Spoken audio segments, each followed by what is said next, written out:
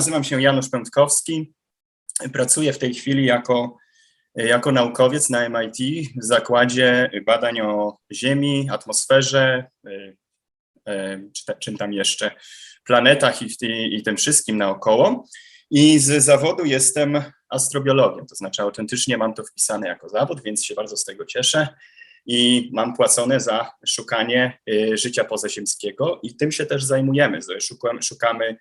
Zajmujemy się szukaniem życia pozaziemskiego, oczywiście na razie w miarę teoretycznie, ale również naprawdę staramy się prowadzić obserwacje astronomiczne i różne działania w kierunku tego, żeby rzeczywiście to życie znaleźć nie tylko w naszym Układzie Słonecznym, ale również poza, bo się zajmujemy chemią i fizyką również atmosfer planet pozasłonecznych, różnorakimi zagadnieniami związanymi z teoretyczną biochemią również, no i oczywiście z poszukiwaniem życia pozaziemskiego również w naszym Układzie Słonecznym.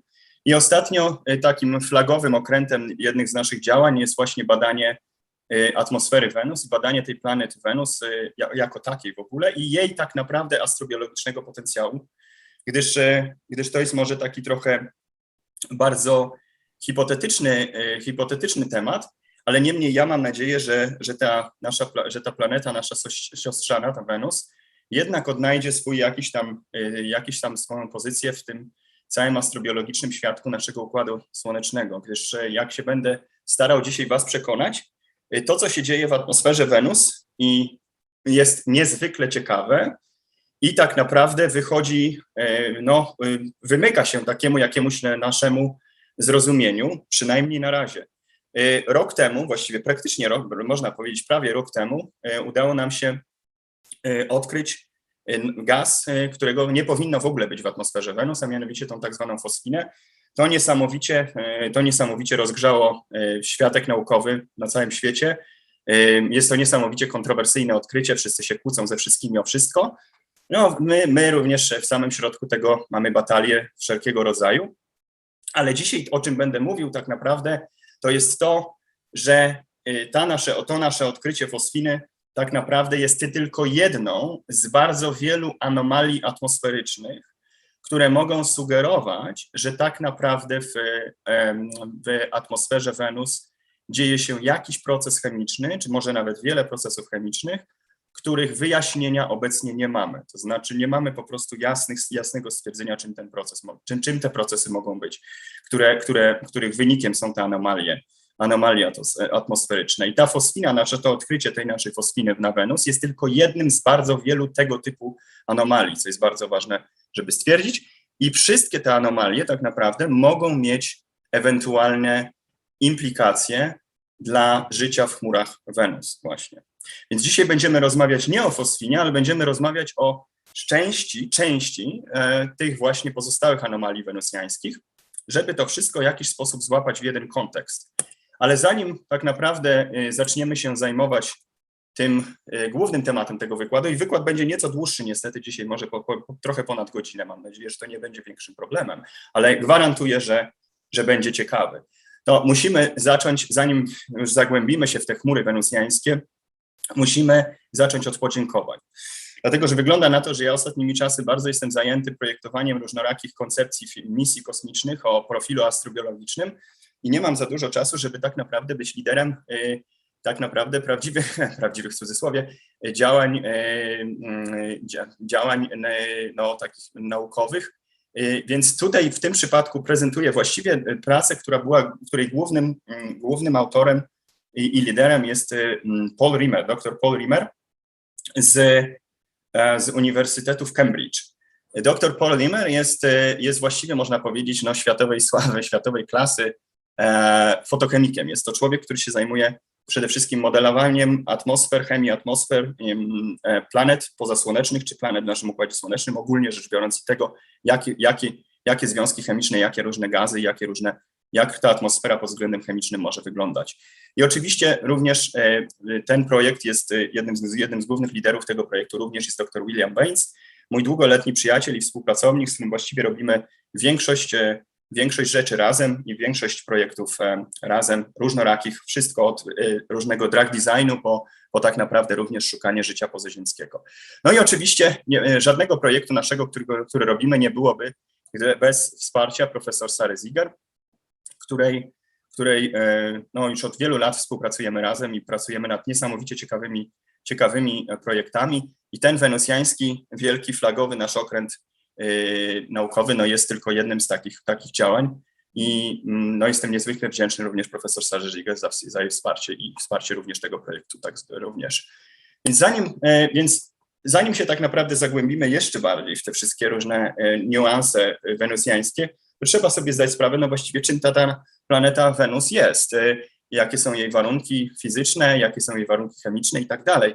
No, Wenus często jest nazywana naszą siostrzaną planetą i to jest w pewnym sensie trochę tak na wyrost, dlatego że właściwie Wenus jest tylko może i podobna pod względem ogólnej masy, czy może wielkości, natomiast reszta różnych parametrów chemicznych i fizycznych może być całkiem różna od Ziemi, szczególnie temperatura na powierzchni, która jest tak naprawdę niezwykle wysoka w porównaniu z temperaturą, jaka panuje na Ziemi oczywiście, i wynosi około 465 stopni Celsjusza na powierzchni planety. Również ciśnienie atmosferyczne jest około 90 razy wyższe niż to, co mamy na Ziemi, więc mamy do czynienia z planetą, która ma bardzo ekstremalne warunki na powierzchni, no żadnej właściwie tam chemii organicznej nie powinno być, skomplikowanej, ani żadnego życia na powierzchni, no nie ma mowy o tym zupełnie. Mamy natomiast bardzo ciekawe zjawiska w atmosferze tej planety. Ta atmosfera tej planety jest zbudowana z nieco innych gazów niż trudne mamy na Ziemi. No, głównym składnikiem jest dwutlenek węgla i azot. No, na Ziemi oczywiście jest to azot i tlen, ale przede wszystkim taką najciekawszym elementem atmosfery Wenus jest ta taka permanentna pokrywa chmur, która nie znika, jest permanentna i tak naprawdę pokrywa tą planetę całkowicie i daje jej taki nieco nudnawy, nazwijmy to w ten sposób, wygląd, no chyba że się spogląda na nią w różnych innych ciekawych długościach fali, jak na przykład w UV, o czym będziemy jeszcze rozmawiać.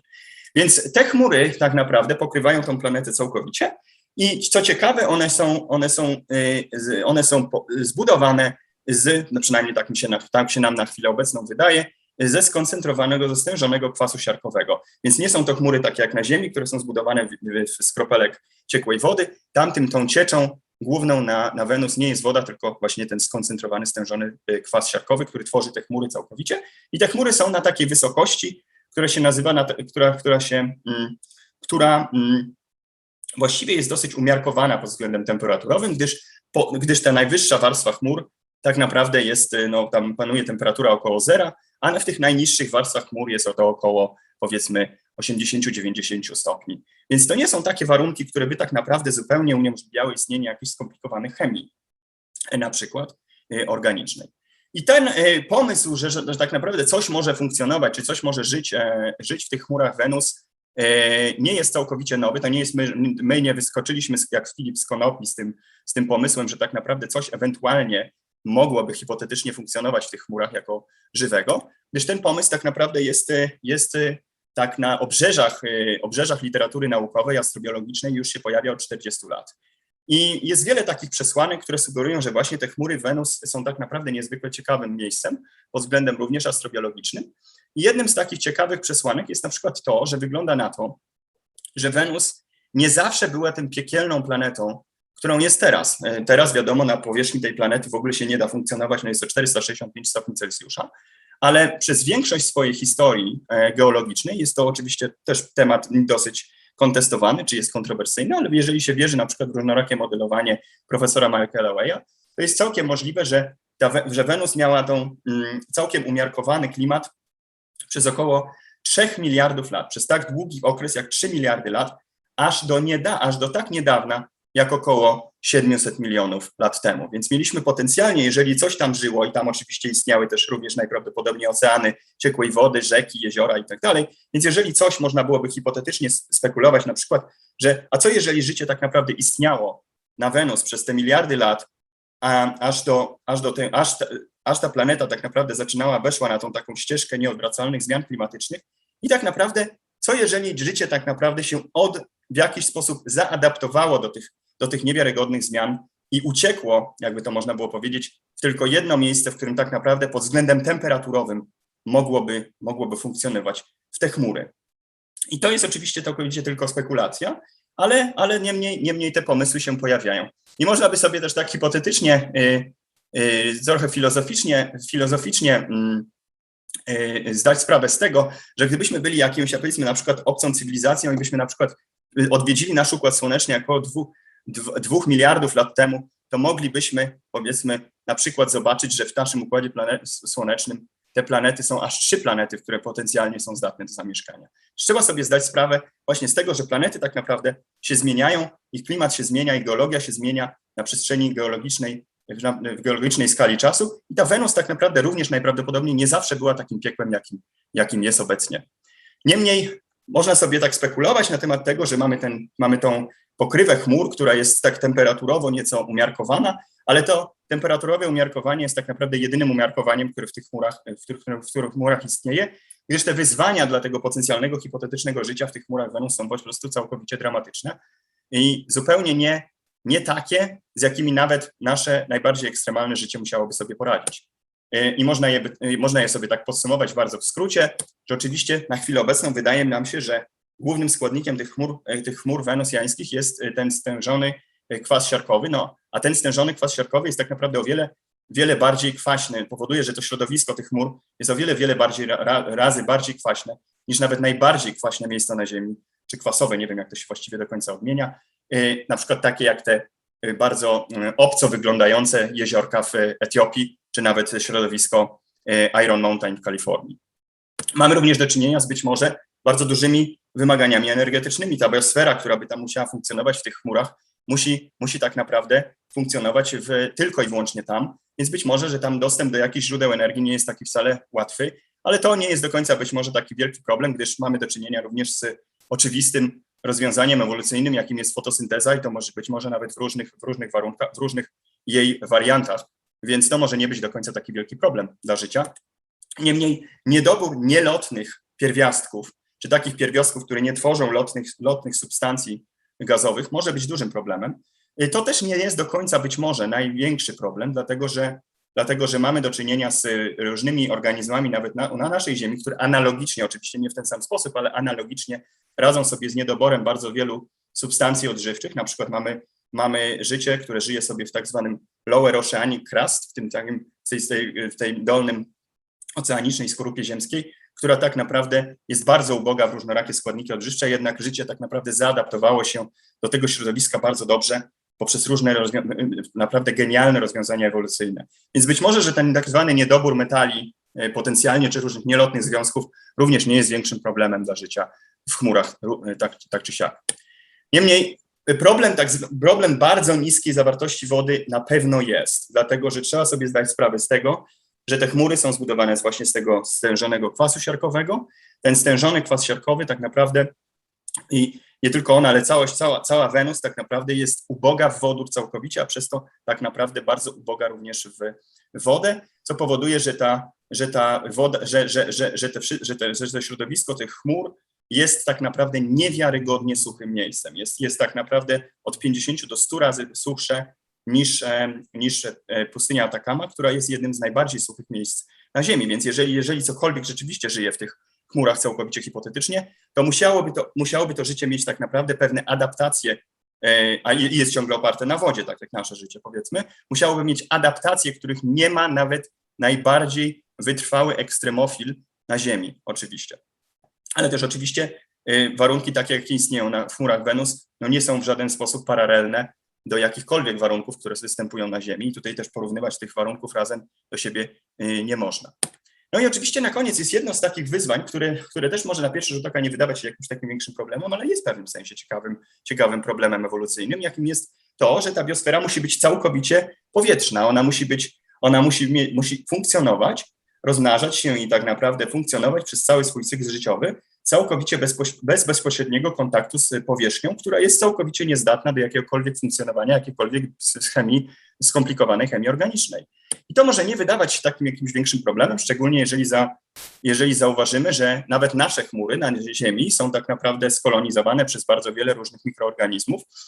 Poważna różnica tylko pojawi się później, ponieważ nasza powierzchnia naszej planety jest tak naprawdę w pełni zdatna do zamieszkania, to wszystkie te organizmy, mikroorganizmy, przynajmniej na chwilę obecną, tak nam się wydaje, są w pewien taki bardzo intymny sposób związane z tą powierzchnią planety, która jest zdatna do zamieszkania. Czyli nie mamy na chwilę obecną na przykład dowodu na to, że w chmurach Wenus, czy że w chmurach Ziemi, w tych kropelkach chmur wodnych, na przykład dochodzi do aktywnego podziału komórki in situ tam w tych chmurach. Więc zawsze mamy do czynienia z tym, że to nasze życie, które rezyduje w chmurach i występuje w tych chmurach, ciało chce być w pewnym momencie zdeponowane na powierzchnię planety. Jeżeli coś funkcjonuje na Wenus i żyje na Wenus w tych chmurach, to musi zamknąć sobie ten cykl życiowy całkowicie w chmurach i musi całkowicie nie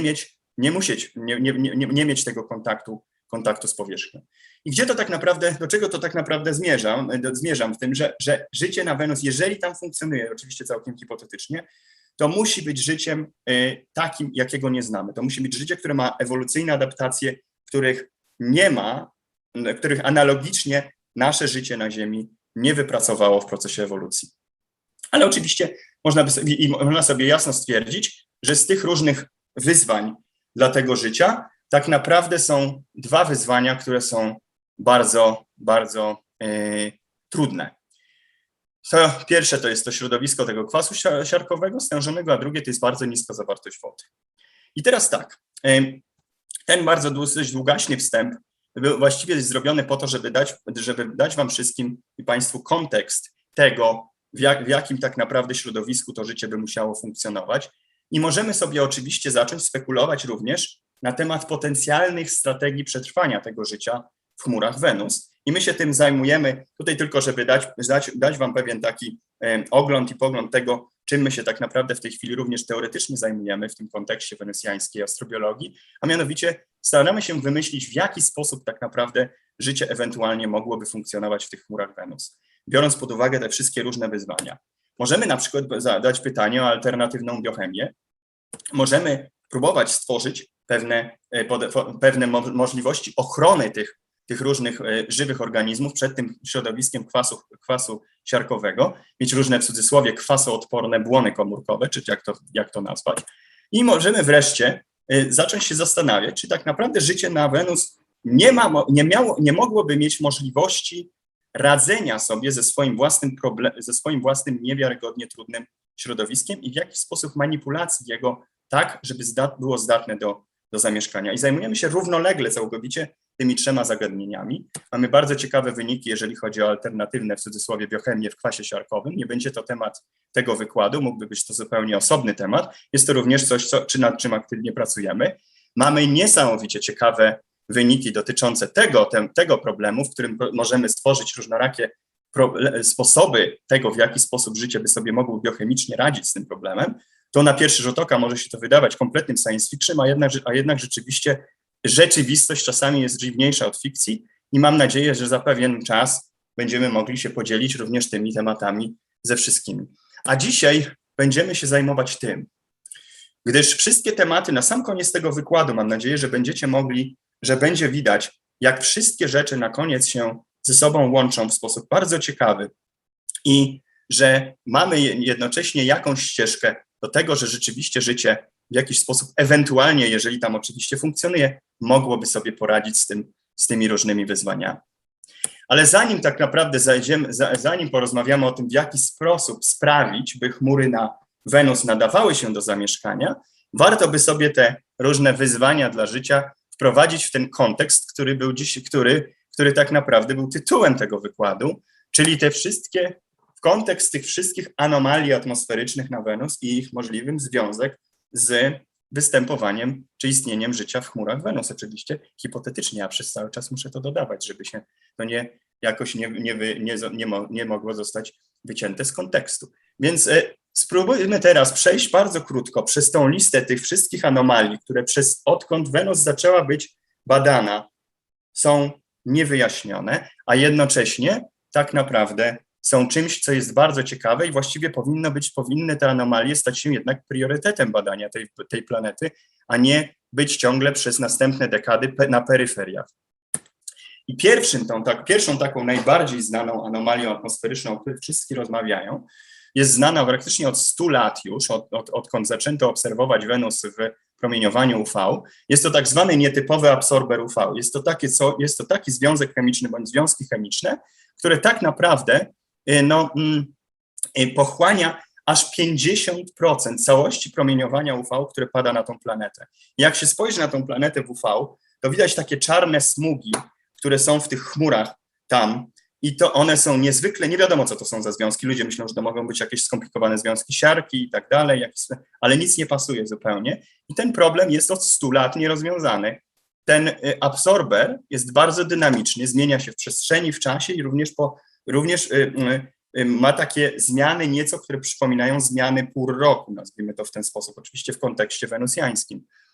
Więc jest to niezwykle ciekawy fenomen, który wyjaśnienia nie ma i znajduje się to coś czarnego w UV, coś, co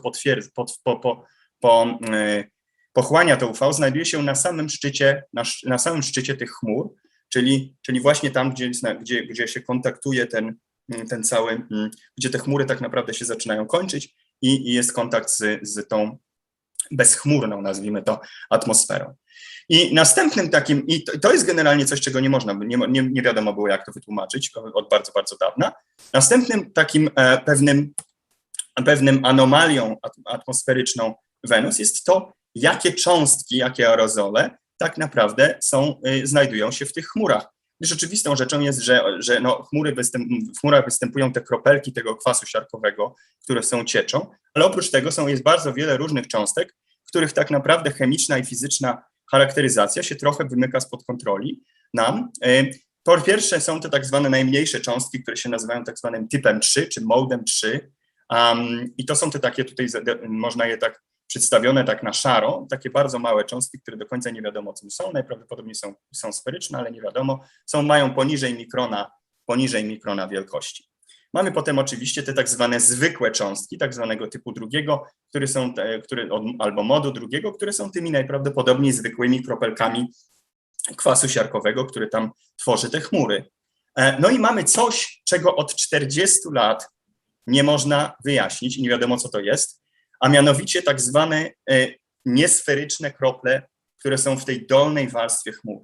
To zostało zmierzone zarówno przez Wenerę, jak i Pioniera 13. Jak próbniki Wenery i Pioniera 13 przechodziły przez te chmury, to mierzyły właśnie wielkość i kształt różnych kropelek i tych cząstek i miały taki anomalny pomiar, anomalny nie dlatego, że był błędny, ale anomalny dlatego, że to właśnie dał wynik takich niesferycznych kropli w dolnej warstwie chmur. I nikt tego nie mógł do końca wyjaśnić. I od 40 lat ludzie się kłócą, co to może być. Jedni ludzie uważają, że to może był błąd pomiaru, drudzy ludzie uważają, że może to są jakieś kryształki soli, nie wiadomo czego, a może to w ogóle nie wiadomo, co to jest, a może to nawet są jakieś aerozole biologiczne. Ludzie również spekulowali od dekad.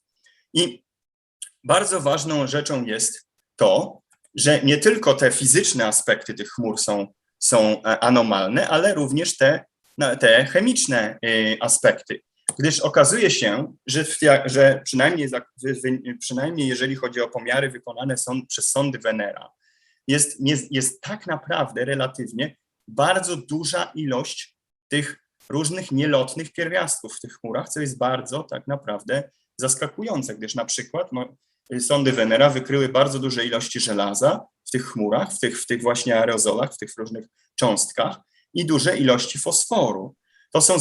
To są pierwiastki, które tak naprawdę nie tworzą zbyt wielu lotnych substancji, więc mogą tak naprawdę, to albo świadczy o tym, że ten kontakt pomiędzy tą permanentną pokrywą chmur, a powierzchnią planety jest bardzo tak naprawdę łatwy i częsty i zachodzi bardzo, bardzo naprawdę efektywnie, albo to są w ogóle jakieś niewiarygodne anomalie, których tak naprawdę trudno nam też na chwilę obecną wyjaśnić. Więc te nowoczesne misje mam nadzieję, że się będą mogły skupić na tych również pomiarach tego żelaza i fosforu również. Ale nie tylko te nielotne związki tworzą te anomalie w atmosferze Wenus, gdyż mamy tak naprawdę bardzo dużo obserwacji różnych anomalnych stężeń i ilości gazów atmosferycznych w tych chmurach, których się od tych 40, od czasu Pioniera 13 i Wenery nie da wyjaśnić. I po prostu ludzie w pewnym momencie już tak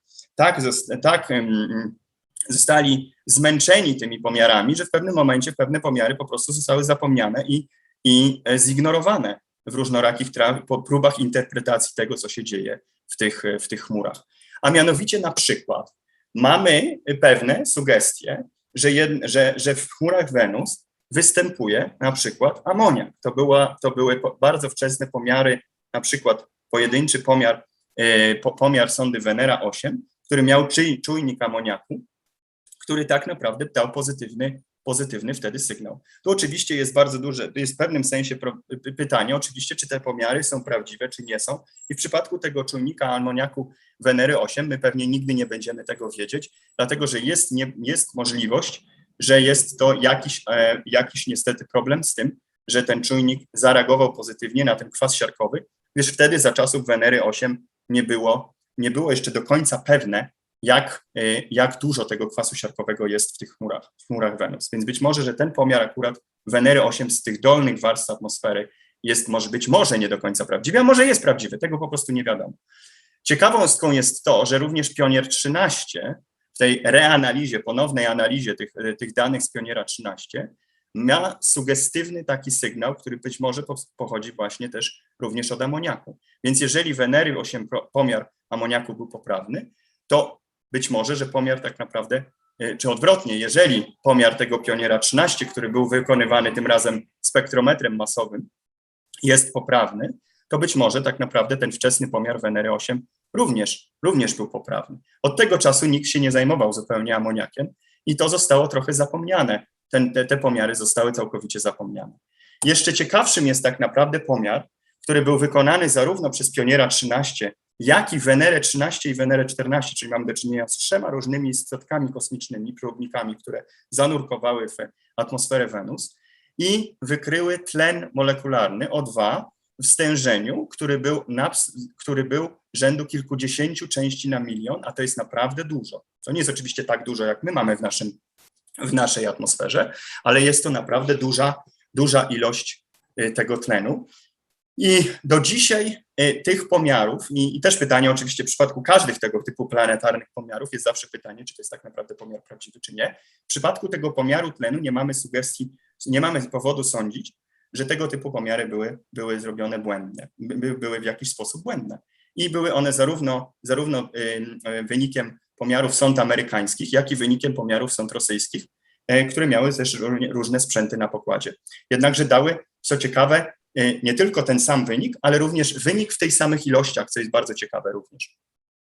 Więc mamy ten anomalny tlen, który do dzisiaj po 40 latach jest niewyjaśniony i tak naprawdę jest ignorowany kompletnie przez ludzi zajmujących się atmosferą Wenus całkowicie.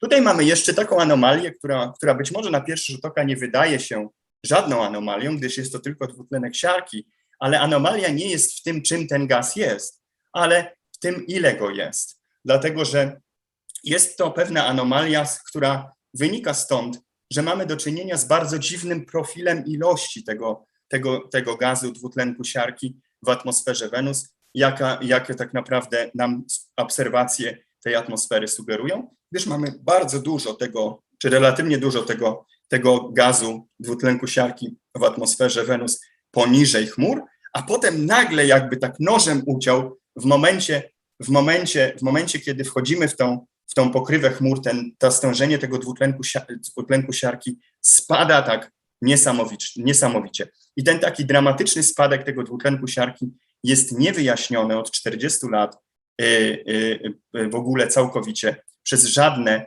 nowe modele i interpretacje chemii atmosfery Wenus. Więc również nie chodzi tylko o to, tak naprawdę jakie gazy mamy do czynienia, z jakimi gazami mamy do czynienia w atmosferze, ale również jak dużo. Mamy również bardzo ciekawe anomalne pomiary wody, gdyż można sobie wyobrazić, że Wenus, tak jak powiedziałem, jest globalnie bardzo sucha, ale mamy wielokrotne pomiary in situ przez próbniki, które tak naprawdę zmierzyły anomalne pomiary wody, które były naprawdę o wiele wyżej niż jakiekolwiek te takie, nazwijmy to, globalne pomiary tej wody. Więc być może nawet ta woda nie jest tak naprawdę tak wszędzie takim czynnikiem takim rzadkim zjawiskiem, a jednak być może jest tam trochę więcej jej. I mamy również ciekawe różne inne gazy, takie jak na przykład siarkowodór, który jest taki może mniej popularny, jeżeli chodzi o te anomalie, niemniej też również pojawia się zarówno w chmurach, jak i poniżej. No i oczywiście te wszystkie rzeczy były znane już od 40 lat i tak naprawdę nikt się nie zajął tym, żeby je w jakiś sposób wyjaśniać. Mamy do czynienia, ostatnio dopiero tylko ludzie zaczęli patrzeć na te wszystkie pomiary tych starych sond i analizować te dane ponownie i interpretować, reinterpretować te dane zupełnie od nowa, zupełnie na nowo po tych 40 latach w jakimś nowym tym spojrzeniem naszym, jakie możemy mieć teraz. I na przykład ostatnia reanaliza danych z Pioniera 13, sondy amerykańskiej Pioniera 13, z tego spektrometru gazów neutralnych, mas spektrometru gazów neutralnych, dała na przykład te sugestie nie tylko potencjalnie amoniaku, ale również oczywiście tutaj azot atmosferyczny nie jest jakąś anomalią, ale to w kontekście tych innych związków azotu być może jest, dlatego że mamy do czynienia do sytuacji takiej, że razem z tym amoniakiem mamy również różne utlenione związki azotu, które tak naprawdę razem właściwie mogą się fantastycznie, oczywiście hipotetycznie, ułożyć w cykl azotu, który mamy na przykład na Ziemi, czy analogiczny do tego, jaki mamy na Ziemi. I to wszystko tak naprawdę dzięki temu, że można było nagle spojrzeć na stare dane NASA, które tak naprawdę NASA udostępniła dopiero potem, jak my tą naszą, ewentualnie tą naszą fosfinę wykryliśmy. I oczywiście mamy do czynienia z różnymi innymi związkami, również których się do końca potencjalnie, które oczywiście teoretycznie, hipotetycznie czy tentatywnie wykryto w tych danych reanalizowanych, tak jak na przykład HCN. I ten nasz dodatkowy fosfin jest tak naprawdę tylko jedną i dodatkową, najnowszą anomalią wenusjańskich chmur i składników tej atmosfery, a nie jedyną taką dziwną substancją, która zupełnie nie pasuje w tych chmurach. Mamy również tą fosfiną, co prawda, i na przykład potencjalnym wykryciem węglowodorów również przez Pioniera 13 nie będziemy się dzisiaj zajmować. Te węglowodory, tak nawiasem mówiąc, to nie wiadomo, czy są prawdziwe, być może, że są to po prostu gazy, które są są częścią tak naprawdę tego próbnika, a nie tak naprawdę atmosfery Wenus, więc trzeba sobie tutaj też zdać sprawę z tego, że w przypadku na przykład wykrycia węglowodorów jest prawdopodobieństwo różnych fałszywie pozytywnych sygnałów jest całkiem duże, czyli na przykład takich jak metanu, czy różnych innych bardziej skomplikowanych węglowodorów. Ale my się dzisiaj nie będziemy węglowodorami na Wenus zajmować, czy nie będziemy się również fosfiną dzisiaj zajmować, bo dzisiaj my będziemy starać się wyjaśnić część tych anomalii za pomocą jednego modelu fotochemicznego, najnowszego, najlepszego modelu fotochemicznego i chemii atmosfery Wenus. Więc będziemy w stanie, dzisiaj zaprezentujemy najnowszy model Polarimera, który jest w stanie wyjaśnić te gazy, które są zaznaczone tutaj tymi kwadracikami niebieskimi, bez konieczności jakichś dziwnych, sztucznych, niefizykalnych zabiegów, które wcześniejsze modele tak naprawdę musiały zrobić, żeby w ogóle w jakikolwiek sposób zrozumieć, co się dzieje w atmosferze Wenus. Można sobie też dla żartu nałożyć na to te dziwaczne, różnorakie, anomalne krople niesferyczne i widać, że tak naprawdę wszystkie te różne dziwactwa chemiczne i fizyczne tak naprawdę znajdują się mniej więcej na tej samej wysokości, czyli w średnich i dolnych warstwach chmur. No może z wyjątkiem tego dziwacznego absorbera UV, który tak naprawdę jest tylko w tej wyższych warstwach. Czyli to, co tu się tak naprawdę dzieje, właściwie o co tutaj chodzi. Mamy różnorakie gazy, które tak naprawdę nie powinny być razem ze sobą w tym samych chmurach. Mamy różnorakie dziwaczne pomiary, które tak naprawdę nie wiadomo czym są i 40 lat później zupełnie nie wiadomo, co tak naprawdę się tutaj dzieje i co jest prawdziwe, co nie jest, a jednocześnie właściwie wszystko nie ma żadnego sensu chemicznego, w cudzysłowie. I pytanie jest zatem, czy możemy tak naprawdę w jakiś sposób zorganizować te wszystkie dane, które zostały zebrane, te wszystkie obserwacje przez te 40 lat, które zostały zrobione, czy może nawet więcej niż 40, i zbudować model, który wyjaśniałby anomalie atmosferyczne Wenus. Czyli, że my nie musimy nagle po 40 latach, nie musimy tak jak przez te 40 lat ignorować pomiarów, ale możemy zbudować model, który nie tylko bierze wszystko to, co dotychczas wiadomo było, ale dodaje do tego te anomalne pomiary, które tak naprawdę były ignorowane przez lata. I możemy to zrobić oczywiście, bo to właśnie jest to, co Paul Rimmer zrobił.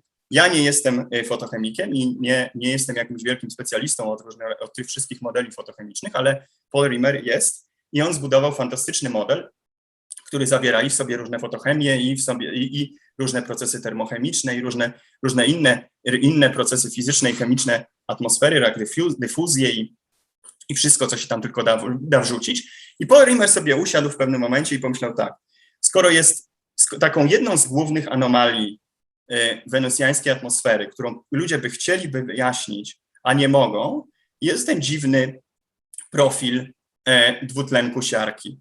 Jest właśnie to, że jest ta zagadka tego niskiego poziomu dwutlenku siarki w warstwie chmur, którego jest więcej poniżej chmur, jest to dużo poniżej chmur, a nagle potem spada, jakby go tak uciąć nagle zupełnie bez powodu. I to jest taki, w tym środowisku tych badaczy fotochemii czy fotochemików tych atmosfer, to jest ten znacznie niższy poziom tego dwutlenku siarki w chmurach, niż można byłoby sobie się spodziewać po tej znanej chemii atmosferycznej. Jest taką zagadką, którą tak naprawdę wszyscy próbowali rozwiązać, ale nie mogli rozwiązać i ostatecznie zignorowali. Znaczy, ostatecznie to tylko wszyscy cytują, że ten problem istnieje, ale my go na chwilę obecną pomijamy, dlatego że się go nie wiadomo do końca, jak rozwiązać. I żeby nie wchodzić tutaj w więcej szczegółów odnośnie tego, w jaki sposób się te modele tworzy i jak one działają, bo ja sam ekspertem z tego nie jestem i trzeba byłoby tak naprawdę zapytać się o to bezpośrednio Paula Rimmera, możemy od razu przejść do meritum. Dlatego, że tak naprawdę tematem tego wykładu nie jest to, w jaki sposób ten model Paula Rimmera został zrobiony, ale jego implikacje, wyniki i implikacje dla tego, czym tak naprawdę te chmury na Wenus są. Gdyż, żeby nie przedłużać, jeżeli by ktoś chciał sobie przeczytać, w jaki sposób Paul Rimmer stworzył ten model i o co tam tak naprawdę chodzi, to jest bardzo długi i bardzo trudny artykuł, który tak naprawdę opisuje to bardzo dokładnie, a my rozszerzamy w tej naszej pracy, którą ja teraz prezentuję, my rozszerzamy ten model Paula Rimmera nawet bardziej o te anomalie wenusjańskie. I efektem, wynikiem tego modelu Paula Rimmera jest to Paul Rimmer umożliwił wyjaśnienie tego 40-letniego problemu ubytku dwutlenku siarki w chmurach Wenus poprzez mechanizm, poprzez dodanie do modelu fotochemicznego również chemii kropli chmur. Co on tak naprawdę zrobił, to, że pomyślał sobie, a co jeżeli na przykład pH, czy w tych kropelkach chmur Wenus istnieje jakaś zasada, jakiś związek chemiczny, który tak naprawdę neutralizuje ten kwas i wtedy ten dwutlenek siarki tak naprawdę mógłby wchodzić w reakcję w tych kropelkach i mógłby być ostatecznie tam złapany w taką pułapkę w formie siarczanów i znikać od razu w tych chmurach i dać ten profil obserwacji dwutlenku siarki, jaki widzimy w naszych obserwacjach.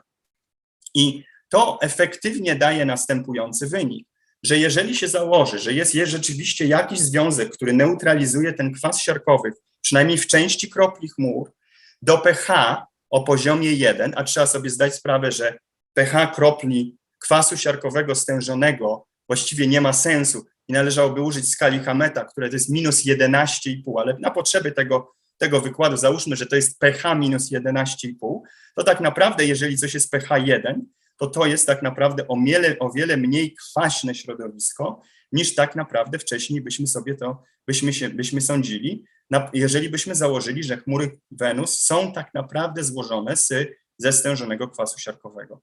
Gdyż jeżeli istnieje w tych chmurach jakiś związek chemiczny, który neutralizuje ten kwas, to również on może być odpowiedzialny za ten dziwaczny profil tego dwutlenku siarki. Teraz jak Paul Rimmer doszedł do tych konkluzji, to możecie sobie przeczytać właśnie w tym bardzo jego skomplikowanym modelu, który stworzył.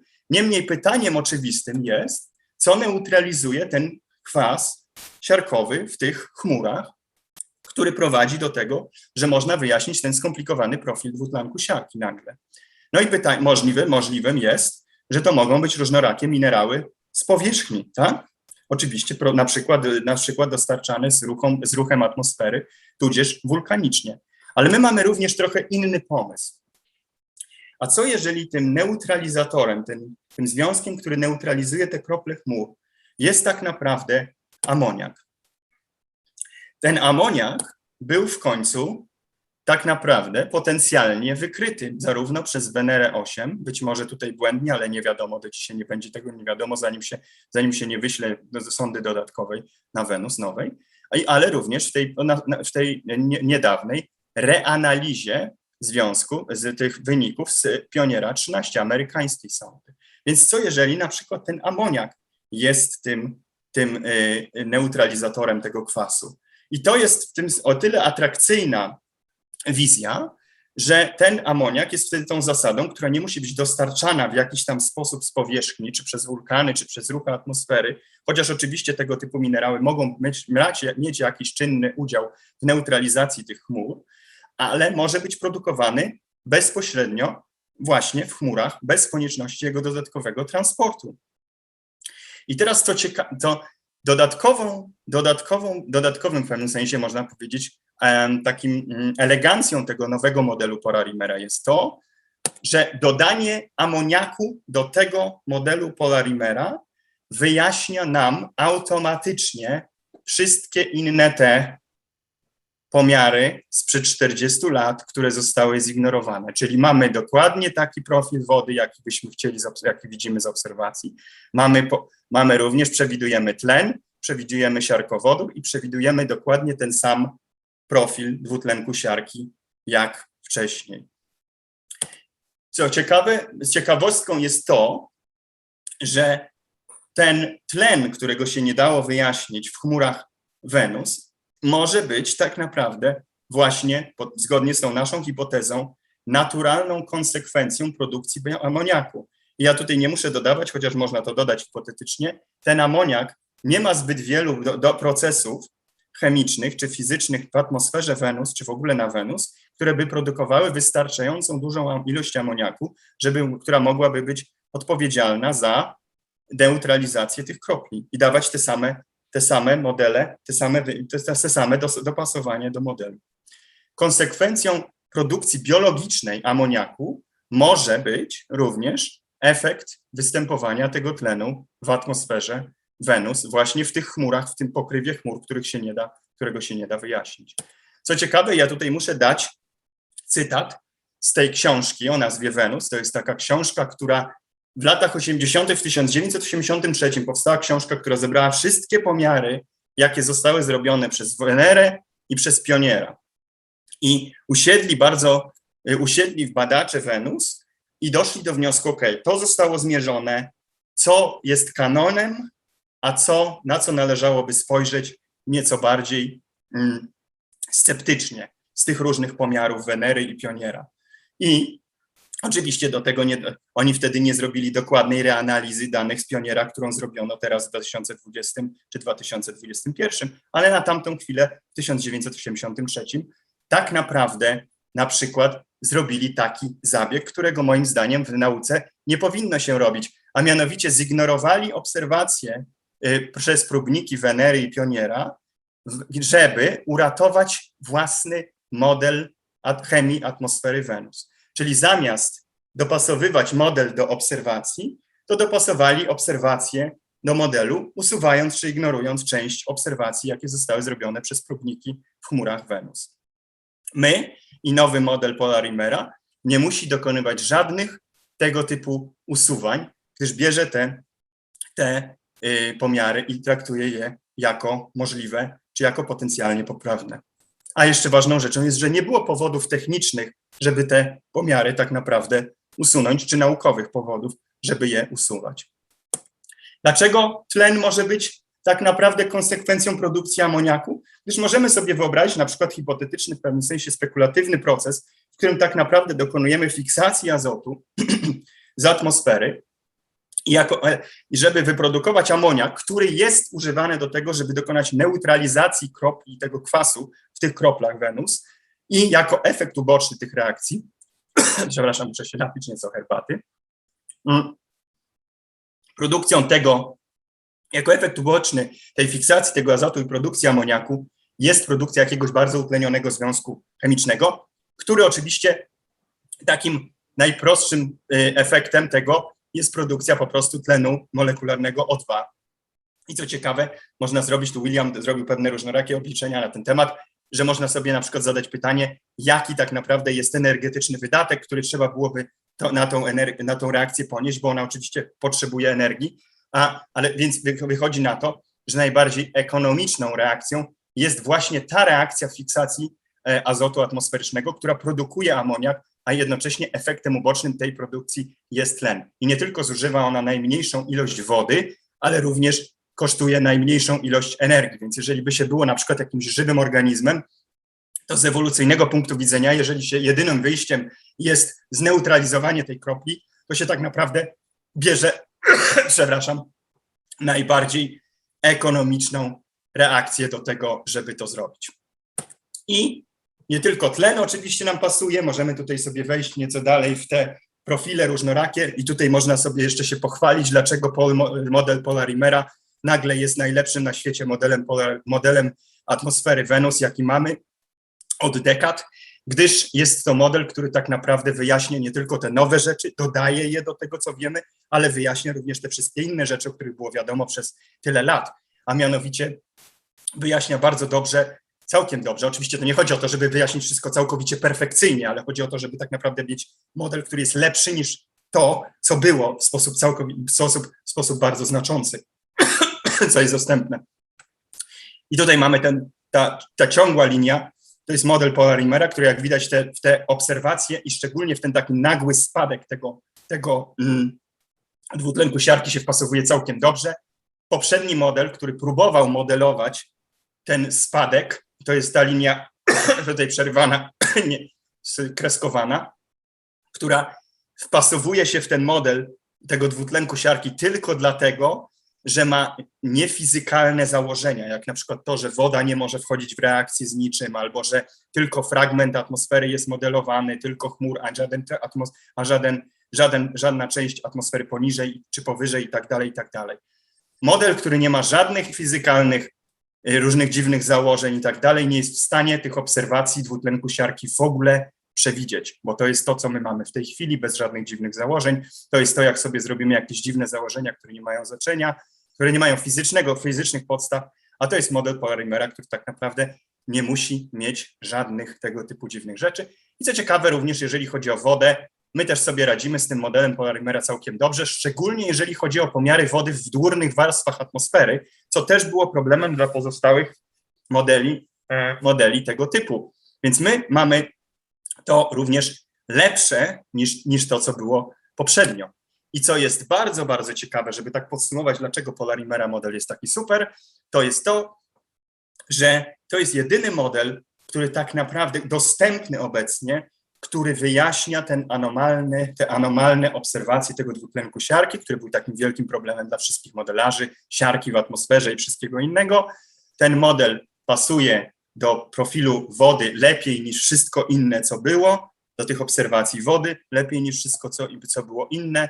I również, co ciekawe, tutaj dodatkowo można powiedzieć, wyjaśnia przynajmniej do pewnego stopnia lepiej niż wszystkie inne modele, bo inne modele ignorowały to, wyjaśnia tą obecność tego tlenu w chmurach Wenus. Co ciekawe, i to jest niezwykle ciekawe, ta produkcja poprzez dodanie tego amoniaku do modelu Polarimera, my jesteśmy w stanie wyjaśnić ten tlen do pewnego stopnia, ale ciągle potrzebujemy, żeby się zgodzić z tymi obserwacjami, 10 razy więcej tego tlenu.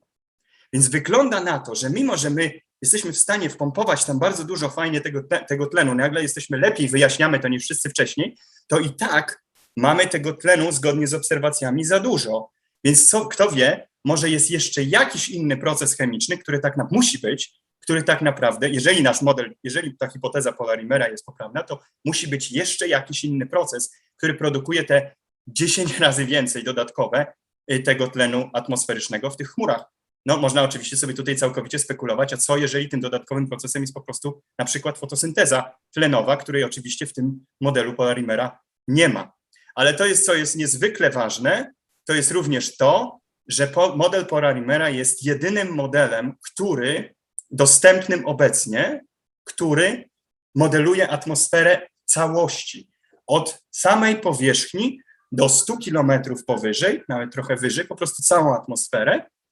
i który nie potrzebuje żadnych sztucznych, niefizykalnych założeń, żeby się dopasować do obserwacji. U nas się te dopasowania dzieją całkowicie organicznie i naturalnie, bez żadnych dodatkowych założeń niefizykalnych po to, żebyśmy coś dopasowali do tych pomiarów. I można by sobie dodać jeszcze, że efektem tego modelu Polarimera jest również to, że produkcja tej zasady w tych kroplach, która wyjaśnia te wszystkie profile tych gazów, których od 40 lat nikt nie był w stanie wyjaśnić, również daje nam potencjalne wyjaśnienie jednego z anomalnych pomiarów, jakie Pionier i Venera zrobiły, a mianowicie występowanie tych niesferycznych kropli w niskich warstwach atmosfery Wenus, w tych chmurach, gdyż po prostu to mogą być pewne sole amonowe, czy sole po prostu, które powstają w wyniku tejże neutralizacji tego kwasu. Dodatkową wisienką na torcie, jeżeli chodzi o zgodność tego modelu Polarimera nowego z wykryciem, z tymi wszystkimi anomaliami w chmurach, jest to, że on również przewiduje to, że siarkowodór będzie występował zarówno w chmurach, może i poniżej chmur przede wszystkim. I takie pomiary dwutlenku H2S-u poniżej chmur były. I my tutaj my mamy taki specjalny model, co się dzieje z tymi solami i tak dalej, ojejku, jejku, i tak dalej. Nie będziemy wchodzić tutaj w szczegóły, bo nam trochę jednak zależy na czasie. Ważną rzeczą jest również to, że model Polarimera przewiduje, że tego typu dwutlenek, ten siarkowodór powinien być poniżej chmur, a Venery pomiary tak naprawdę sugerują to również. Oczywiście taki siarkowodór może być na przykład również produktem geologicznym czy wulkanicznym. To nie wyklucza jedno drugiego.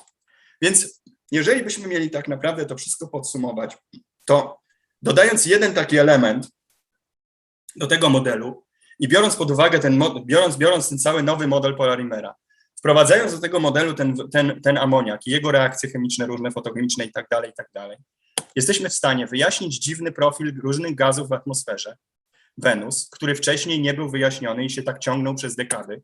Wyjaśniamy tlen O2 do ilości około tam części na milion w chmurach Wenus, który wcześniej po prostu był ignorowany, bo nikt nie był w stanie tego wyjaśnić.